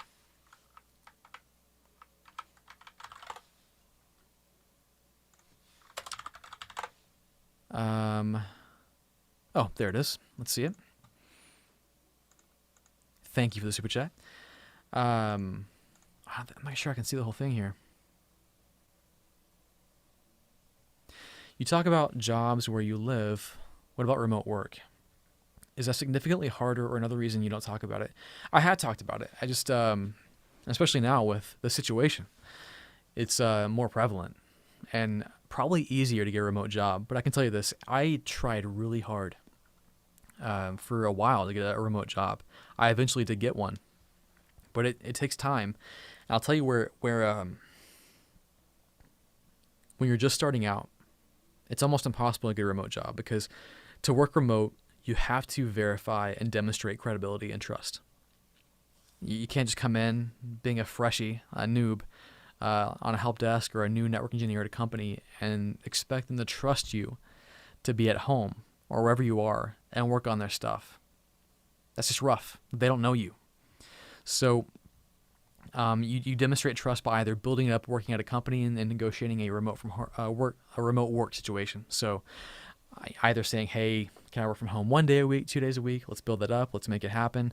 Most companies I've worked for in the past 2 or 3 years, we had a remote work policy where it wasn't full-time, but we had 2 or 3 days a week we could use. Of course, now it's way different and way more awesome. There is a silver lining to things. But as far as getting that full-time remote job, to be able to get that, you have to have some experience. It's normally roles that are more high level. So I'm talking like mid-level kind of jobs where you've Maybe you got 5 years experience. You got demonstrated credibility from your past companies. You're coming in and doing more high-level tasks. You don't have to be doing hands-on stuff. You don't have to be racking and stacking, moving cables around. It's all going to be remote-based stuff that you can easily do anywhere. So, oh, cool. KevTech IT support come up and says, I work remotely in New York. So it's possible. I mean, I'll tell you my stories. I after driving in my car on my commute, working or driving 30 minutes each way every day, killing my soul in traffic. It wasn't for me. I hate driving. It's not for me. I decided really soon that I wanted to work remotely. I wanted to be at home with my family more often, and I wanted to travel. Of course, now with the situation, it's been a blessing for a lot of people to be able to be at home with their families, even though it didn't seem like that immediately. So I had job searches. Remote work, parentheses, and or CCNP, and or CCNA. I was searching everywhere.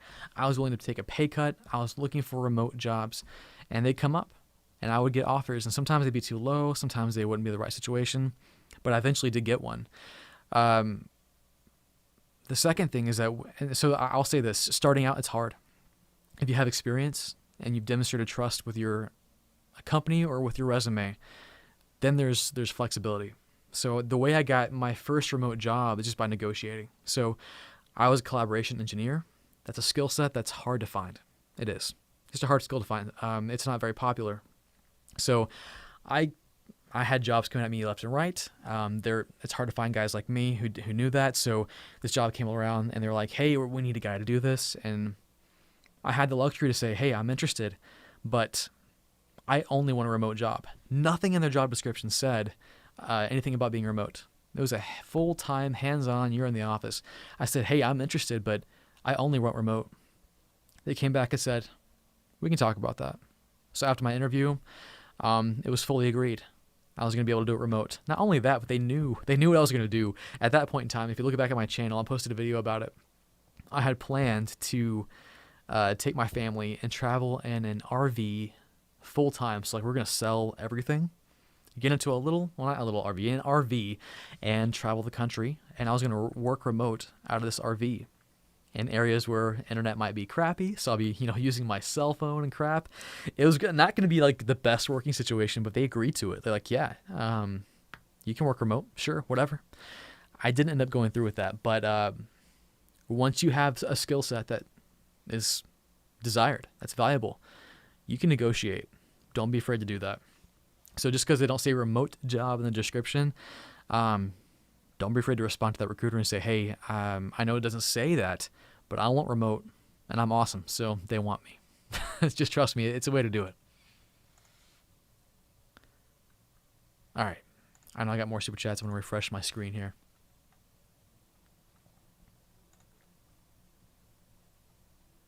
Seriously, guys, I have to go eat sometime, but you guys are awesome. Appreciate it. All right, Zach, coming in again. So your question was a CCNA question. He says, I'm worried about losing motivation. Let me see if you posted anything else.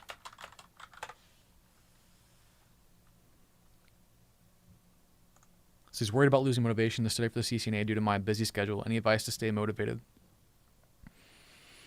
So I think I said this in my last live stream too. Don't rely on motivation. Don't do it. Motivation sucks. It's great when it's there. It sucks when it's not, and you can't depend on it because it's not always going to be there. Figure out ways to bypass the motivation factor. Ways to do that is to make sure that I'll give you two things real quick. First is get accountability with the people who are closest to you.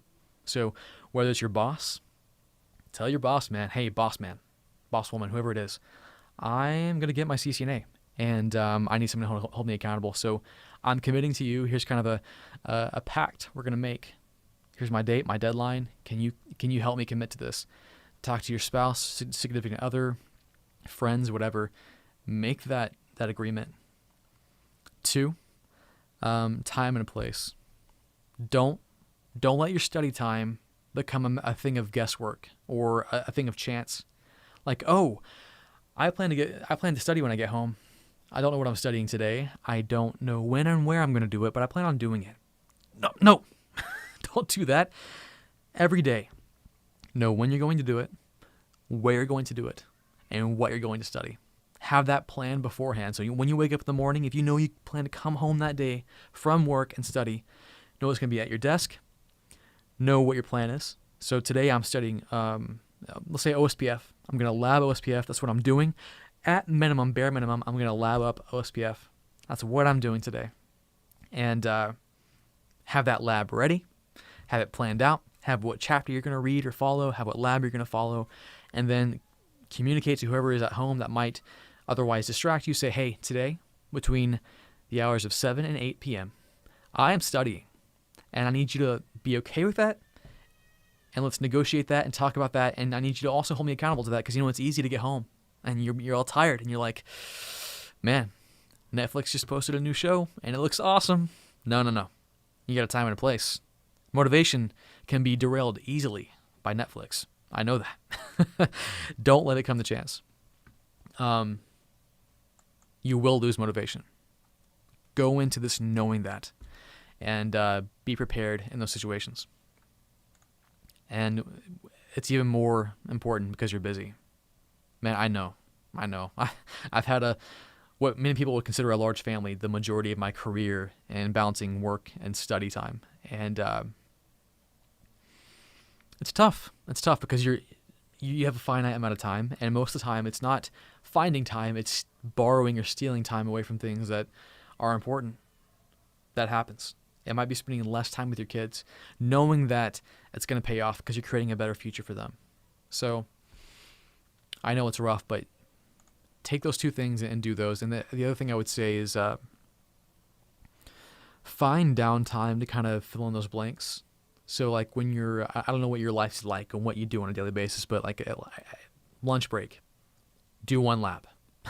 Just do one thing. It doesn't have to be the entire lunch break. Like today at lunch, I'm going to study CCNA the whole time. It doesn't have to be that.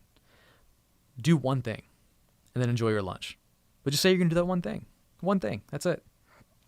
That's how you got to hack yourself. You got to hack yourself. Your brain, it's just a bunch of chemicals and neurons and things firing. It's you got to hack it. You got to hack it. You can't depend on how you feel in one situation. Been there, done that. All right. I'm trying to find your super chat in here, Darius, so I can put you on the screen. There it is. Thank you, Darius, for the super chat. He says, I'm a federal employee, and we use Red Hat at my job as a sysadmin. Should I bite the bullet for my RHCSA or get something a bit easier like Linux Plus? So are you a sysadmin is what I'm wondering. So you're at your current job, and you use Red Hat. So I'm assuming I'm going to answer the question this way. If you are a sysadmin, you're using Red Hat, yeah, get the RHCSA. Linux Plus is great for people who just need to learn Linux. The particular specific distribution doesn't really matter. Secret, give it away. Linux Plus, the main distro they use is CentOS or CentOS. That's just open source Red Hat. Get the RHCSA. It might be a bit harder, but if you already know that your company uses that, you have resources and people who can help you at your company, that's going to be more valuable for you. No doubt. No doubt. Go that route. All right, Dalton. Super chat coming in hot. Thank you, Dalton. And he says, Dalton and Cloud. I have AWS certified practitioner, the AWS Solutions Architect Associate, going for the AWS, is that the DevOps? Or the DevOps Associate? Is that what it is? Is that what that? Honey, Google that. AWS DA. I don't know. I'm assuming that's what it is. Oh, gosh. I'm going to focus now. Here we go. I keep getting distracted. Okay. Going for DevSecOps, which I love. I love when we start combining all these terms. DevOps wasn't enough. We had to add security in there. I have knowledge of Kubernetes, which is how we abbreviate Kubernetes, K8S, Docker, and ECS, which is their elastic container something. Yeah. RHCSA or CCNA or DCA, CKA for next certs, which I know it's Docker certified something, and then the certified Kubernetes, blah, blah, blah, for next certification. Man, you are killing it, though. My first piece of advice always is, what are you currently doing? What does your current job look like? Double down on that. Double down on what they have and what they need from you. Next, I would look at, let's see. So RHCSA or CCNA or Kubernetes or Docker.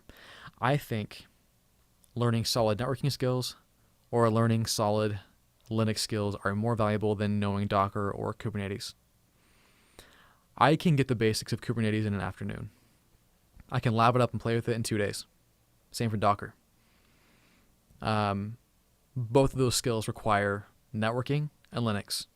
So I think the more foundational things you want to build up higher.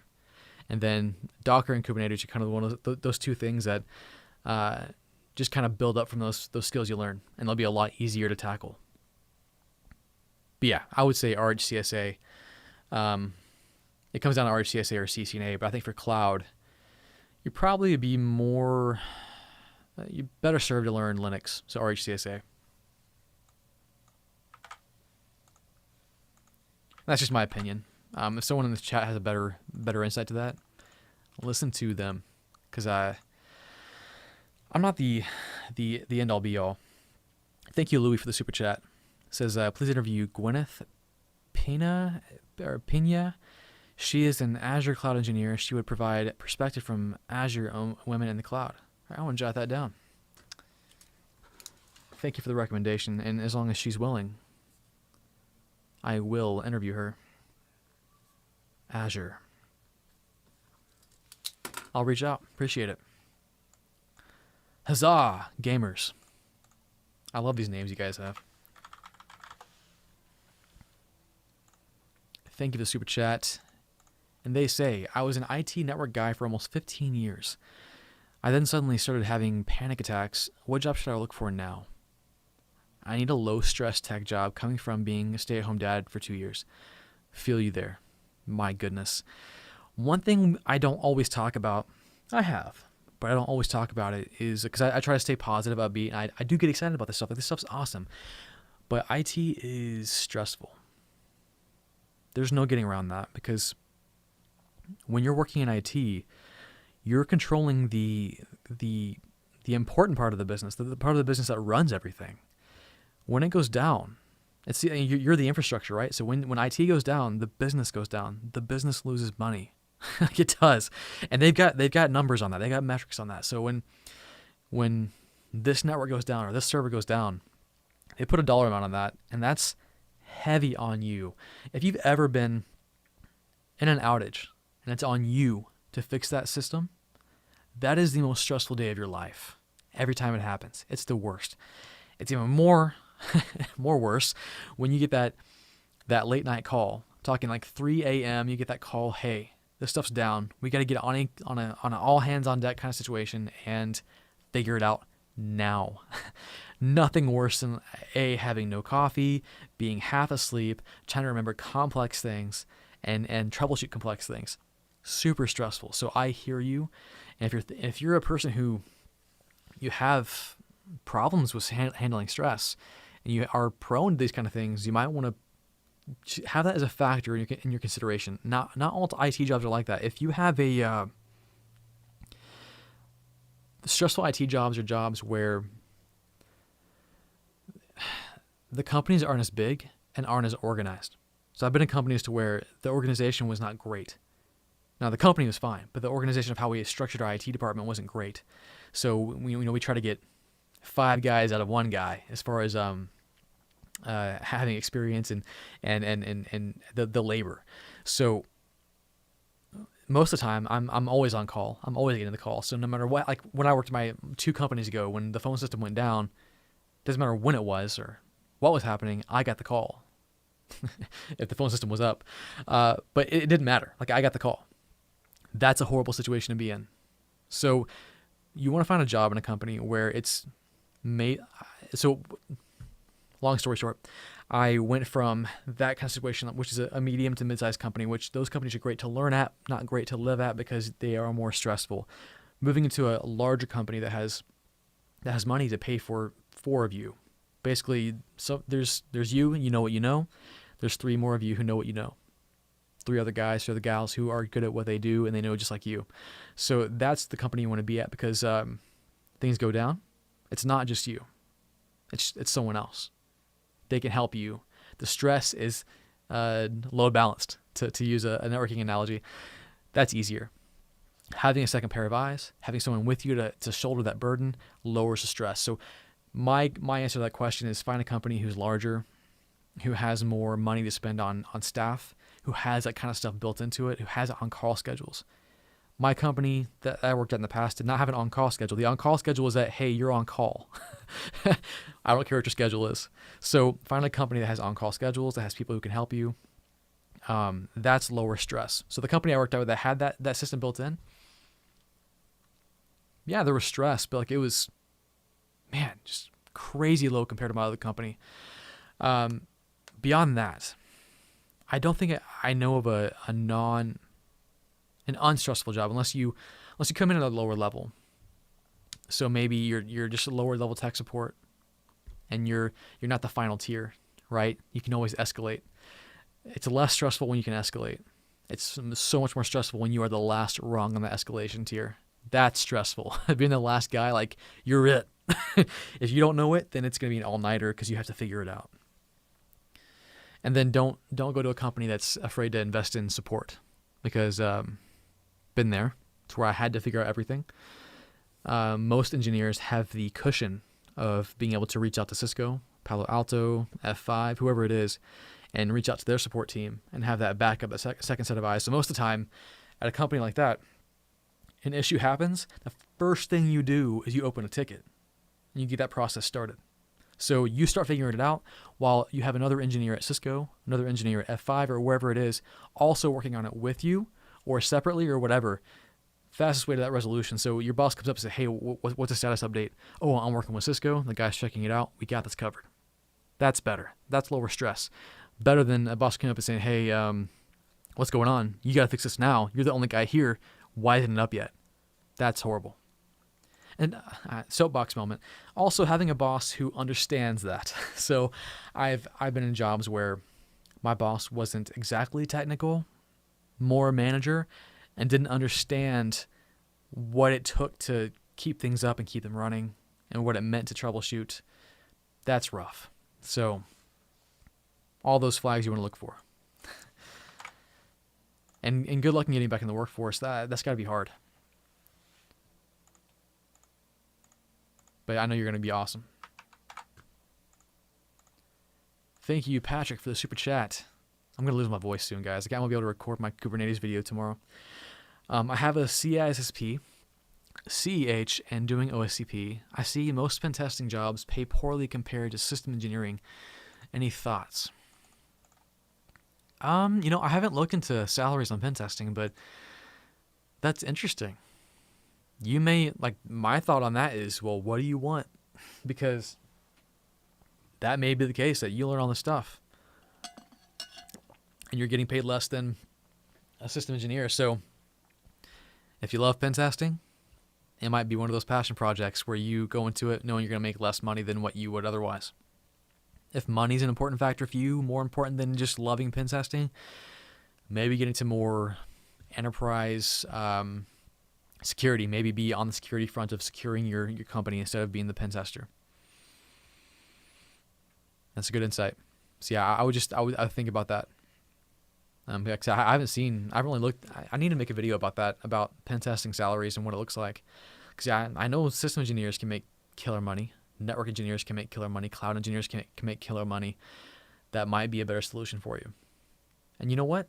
Having your CISSP, having CEH, having OSCP, will just make you really great at those situations. Really great. A lot of the cloud security jobs I see, any security focused job I see, they look for those certifications. So maybe go into more of the blue teaming situation. Mitch Hubble, man, good to see you. Love seeing you in the chat. Make sure I send that up there. Mitch, thank you for the super chat. He says, what advice do you have for a job interviewing while already working? That's tough. I've been there. I've been there a lot. So I remember when you're a network engineer and you've been doing it for a while, this happens, right? Like, I would always say that always have your resume polished up and ready to go. Be taking interviews. Keep yourself sharp. Even if you're not looking, even if you love your job, go for that interview. You'll two things happen. One, you're going to become better at interviewing, which is always a valuable skill you need. Keep yourself sharp. Two, that job might be awesome. Like, they might be amazing. They might give you your dream salary and your dream situation. You might be like, I wasn't looking before, but I'm ready to go now. That's another thing. So yeah, always be ready. But again, how do you do that? How do you find the time to interview when you have a full-time job, and how do you do it covertly without your job being tipped off? I took a lot of interview calls during my lunch breaks, a lot. Walk out, go for a walk, take those interview calls.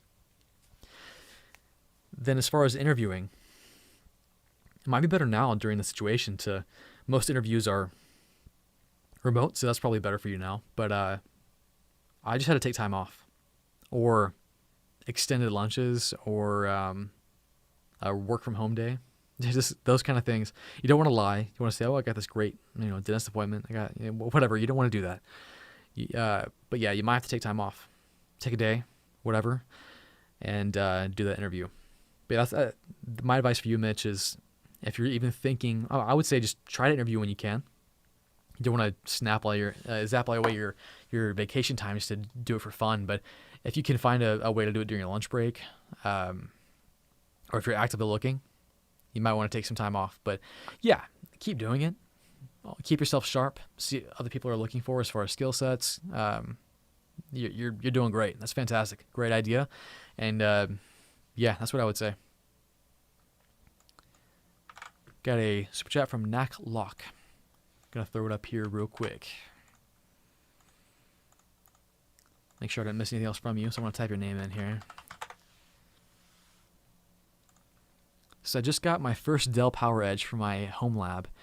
Right now running Proxmox on it. Any fun projects you recommend to do with some spare time? So I love Dell PowerEdge. You can find them so cheaply on eBay. So I've got 2 PowerEdge servers in my lab right now.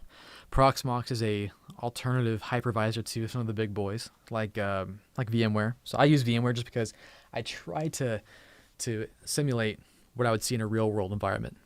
I know Proxmox is legit though, so I might end up switching here soon. Just I'm lazy. Any fun projects? You know what?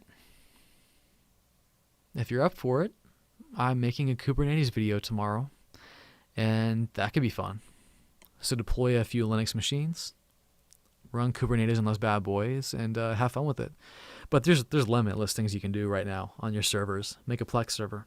Do that. Make your own cloud server. Your own cloud server. It's called OwnCloud. Make that. Make run some Docker. Run containers. Do Active Directory. Get some Microsoft Windows running in your environment. Do Active Directory. You can do so much. Oh, my wife's texting me. I've been going for almost 2 hours. You guys are keeping me. Yeah, there's so many things. I'm gonna real quick try to speed round the rest of the super chats, guys. I appreciate you guys so much, and I don't want to leave anybody hanging here. William, I love taking your money, man. I appreciate it. Open LDAP, that would be awesome. Yeah, I've been wanting to do Open LDAP for a long time. If you don't know what LDAP is a lightweight directory something, but it's directory services. So basically, it's centralized login information. It's your single sign-on situation. So the most popular one out there that replaced everything, was it Nortel? Novell. Nortel, that's something different. Novell back in the day. Active Directory is Microsoft, but Open LDAP is open source, and they're cool. So I've always wanted to do that. Clay Little. Let me throw you up real quick here. Thank you for the super chat. Clay, what's your advice for someone with no experience trying to get into the field, degree or certs, and what entry-level jobs should I look for? So I give this advice a lot.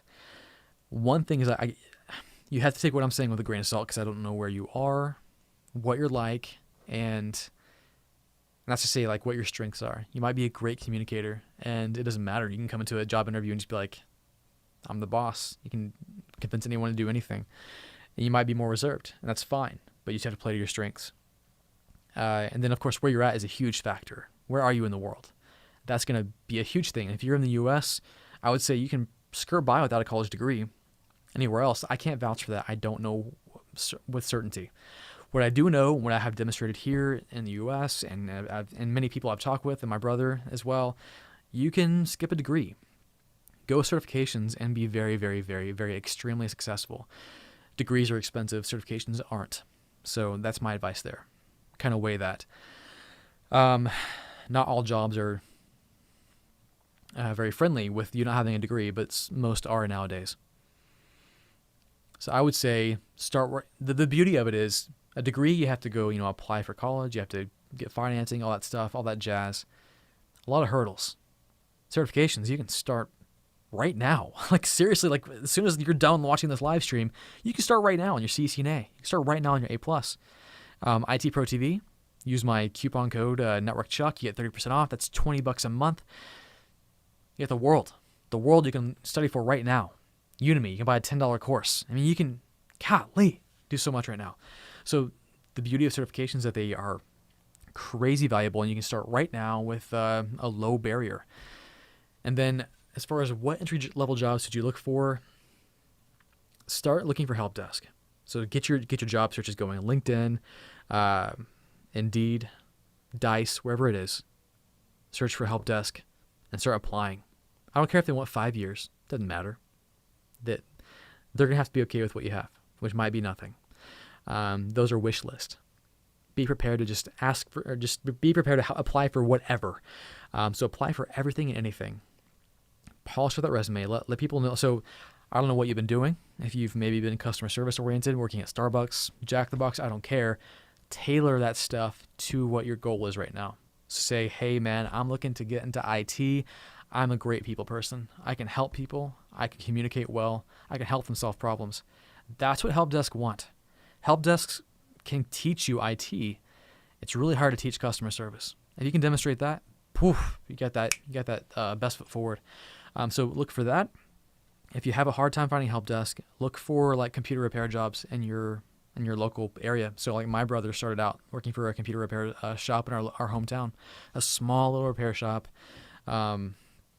Just fixed it. Like they fixed iPhones. He fixed little kids' gaming PCs they jacked up. Like he did stuff like that. So there's a lot of opportunity. And if you're having a problem finding a paid position, volunteer.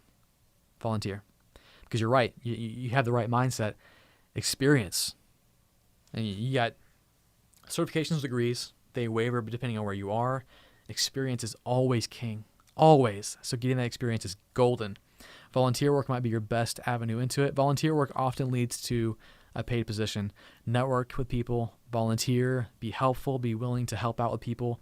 That's the golden thing. Keith Barker throwing me a sticker. Appreciate it, Keith. Thank you, sir. Aaron, did I miss something else from you? Or are you just showing some love?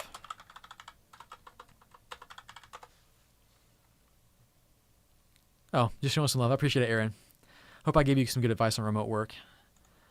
Eric Torres, another super sticker for, man, you're killing it, dude. I appreciate it. All right, I'm going to have to get off soon because I'm tired. All right, I'll answer these last few I'm seeing, and then I have to go, guys. I'm sorry. Because I think my voice is actually going, which I don't have very often.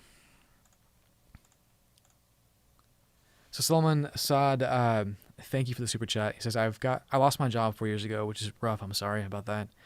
What is a good place to make contacts to go back into IT? It's been difficult for me to find a job. I have CEH and more.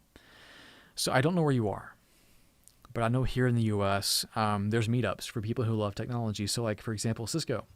If you're a Cisco person, we have the DFW, which I'm in Dallas, Texas, the DFW CUG, or the Cisco Users Group. It's designed for people who just are geeky about Cisco. They actually meet at Cisco's headquarters in Richardson, Texas, which is kind of cool. And they give presentations about technology. They meet up, you talk with people. And one of the coolest things they do is at the beginning of the meeting, they say, hey, if you're looking for a job, stand up. We're going to write your name on the marker on the whiteboard. And if anyone here knows a company that's looking to hire, please help them out. So like that's cool. Having that networking is cool. So look for user groups. I know VMware has their VMUG, VM, whatever it is. All these technologies have groups and geeks who love to meet up and talk with things. Look for those. That's what I would do. And don't forget online. I mean, everything's online now. Everything's virtual. Get heavily involved on Twitter. Find people to follow, engage. Create content. Give back to the community. It does two things, right? First of all, you get that warm, fuzzy feeling of actually helping people. As you're learning something, teach it. You're helping someone learn what you just struggled to learn yourself. It's awesome. Two, it demonstrates that you know something. It demonstrates your ability to communicate, write, video, whatever medium you choose. It shows something about you. And that's the thing you want to communicate in trying to find that next job. It's those X factors that set you apart. Everybody has a resume. Everybody has a LinkedIn, but you got to find the ways to make it look different, stand out, to really shine, and use what you have at hand. I mean, making a website is easy. Now, make a website, make a YouTube video, make a blog post, stand out. All the best. Let's see. Super chat from Network Lunchbox. Excellent name. Thank you. And as a networking and cyber trainer, I am trying to make quality content for YouTube. Yours is really great.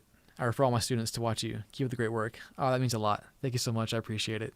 I love it when I hear that people are like, hey, go watch NetworkChuck, and they're like students or it's colleges or teachers. That's so cool because, golly, it's most of the time it's just me here in my house dealing with my million kids and and I'm just in my office, right? I don't see anybody, so it's cool to hear that. That's awesome. So I really appreciate that. Thank you. The last one I'm taking, and it's an interesting question. I might be soapboxing this one. Thank you, George.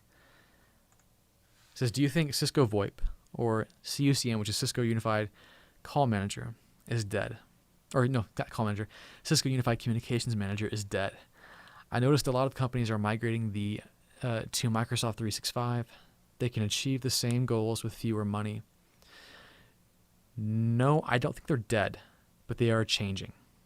So I'm right there with you. I still have Call Manager running in my house. I haven't taken it off. So I've got 3CX running and I got Call Manager running. But yeah, so if you don't know what Call Manager is, it's Cisco's phone systems. And it's what I did for a long time professionally. Most of the time you'd have a server at your business that would run this phone system, and it's very complex and does a lot of cool stuff, and it's a whole certification track in Cisco. What we're seeing now, the trend is cloud phone systems, which makes sense, and a lot of people are doing it. Cloud PBX. And Microsoft is one of those companies that people are moving to. So if you already are a customer of Microsoft, which is most companies, you invest in the Microsoft server stuff, you have Microsoft email stuff, you're already in the Azure cloud, like whatever, it just makes sense to kind of add, it's just one more feature, a phone system. Microsoft Teams, Microsoft, I forget what it's called now. They bought Skype and now it's called something else, but whatever. It used to be Link, I don't know. But yeah, it's just an add-on.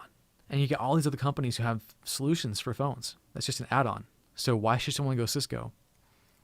I think Cisco's still alive because a lot of companies need a huge enterprise offering. So these large companies like Target, Walmart, Starbucks, Best Buy, not Forever 21, that's a bad example, H&M, all these large companies have Cisco phones. I don't think they're going to switch anytime soon because A, they already invested a large footprint in those. B, a lot of things other companies can't compete on what Cisco does. They have features and things that the way they implement it can't be I can't even talk right now. No one can match that. They have an excellent product. There's their UCCX platform, which is their call center IVR system, which that's to this day, my favorite thing to do and what I did. That's killer in the way it integrates and everything. So there's so much that they can do. Cisco is migrating their stuff to more cloud-focused stuff. I know they have CUCM in the cloud. It's Cisco hosted now, so it's their own cloud. And we're going to see that more. So I'm hoping they move to the direction. They may already have it. I don't know. I don't keep up with it anymore, but they may have hosted CUCM in AWS or Google Cloud or Azure or whatever it is. It's just going to be different. They're going to migrate. Sure. Just like their networking platforms, people are migrating from Cisco to Juniper and Palo Alto and all these things because these other companies are coming up and they have great features. But no, CUCM isn't going anywhere, but it's going to change. We're going to see people move from on-prem to cloud-based solutions pretty quickly, I think. You're going to have hybrid cloud, probably more often than not. You're going to have an on-prem solution paired with your cloud-based solution. But yeah, with what we're seeing, I said soapbox, I wasn't lying. What we're seeing, a lot of companies still wanted their on-prem PBX, right? So they wanted those old legacy PRIs, which are or their analog phone lines, which are seen as more reliable, but our internet connections are better and more reliable. SIP trunks make more sense. They're cheaper, easier to install. I can set up a SIP trunk now in 3 minutes on a Raspberry Pi. And it works like a business phone system. Like I had someone tell me in the comments when I posted about the 3CX option, like, man, you saved me $600 a year on a phone system because you can just put this in a business and it runs like a business phone system, often better than most. So short answer to a long, why can't I talk right now? Long story short, it's still a valuable skill to learn. I mean, it's one of the paths and the certification tracks for Cisco still, collaboration. What we're going to see now is more cloud-focused stuff, more automation. If I did not transition into instruction and becoming an instructor and a teacher, I would have stuck with collaboration and gone even deeper. I would have gone deeper down that path. I would have become just a collaboration boss. And to this day, I'm getting job emails constantly about CUCM, UCCX, all these technologies that still exist. People still need them. It's still a valuable skill to learn if you want to learn it. And if you are doing it now, don't fret. Like I used to, this was 5 years ago, I used to freak out and think, oh man, am I learning a skill set, a technology that is going to be dead? So I would Google that and worry about it and be all this, but no. It's going to be different. It will change, but it's still here. Don't worry about it. Anyways, guys, that's all I got. I appreciate you guys hanging out with me tonight. This random just ask me anything. And yeah, be looking for more content coming up very, very soon. Thanks again to the sponsor, Path Solutions. Check them out in the description below. I'll add it here in a bit. They're awesome in troubleshooting network stuff. And if you want to support what I do here, helping me make free content, and I'll tell you this, and this, I don't want to sound too salesy, but a lot of my time is spent making sponsored content because I do have to feed my million kids here, right? So I do have to support my family, and a lot of that is, and I have YouTube income, which is part of it, but it doesn't cover everything. So I have to get sponsored videos, which often end up not being CCNA based or hacking focused. It might be something else. So I have to make a sponsored content that I always try to gear towards you. So I'll never make content that's like, oh, this is clearly just a sellout. No, it's going to be good content. I'll say no to sponsors who give me crap. I'm not going to do that. Like, notice I don't do NordVPN anymore because I got hacked. But other sponsors I will work with. But eventually I want to get to a point where I don't have to worry about that, to where I can just do this. And that might be just me creating Udemy courses to where I can sell them and I don't have to worry about it. Or it might be that you guys support me, but I don't want to be dependent on that too much either. But just know that that's my model. That's what I plan to do, to get more away from sponsored videos and be more available to do more free stuff here on YouTube and elsewhere. So that's my heart and soul on this. That's all I got. My voice is nearly done. And I'll catch you guys next time. Appreciate you guys.